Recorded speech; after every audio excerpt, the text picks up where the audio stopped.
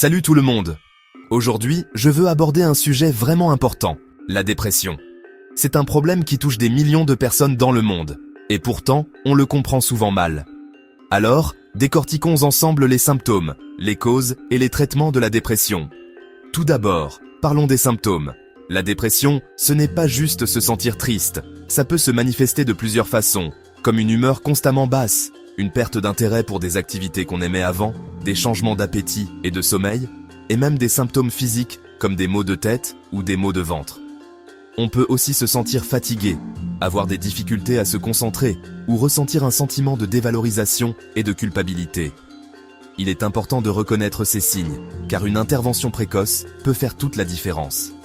Maintenant, quelles sont les causes de la dépression ? Il n'y a pas de réponse unique, car c'est généralement une combinaison de facteurs génétiques, biologiques, environnementaux et psychologiques. Pour certains, ça peut être des antécédents familiaux de problèmes de santé mentale.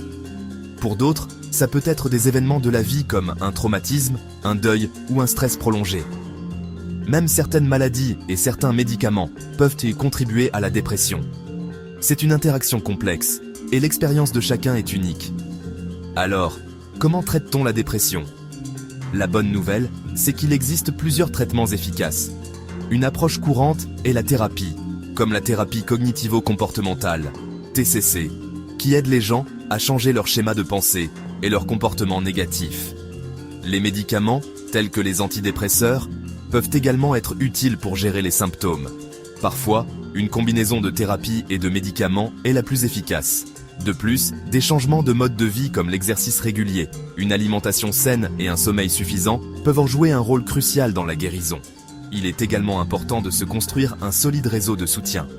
Parler à des amis, à la famille ou rejoindre des groupes de soutien peut apporter un soulagement émotionnel et des conseils pratiques. N'oubliez pas, demander de l'aide est un signe de force, pas de faiblesse. En résumé, la dépression est une maladie grave, mais traitable.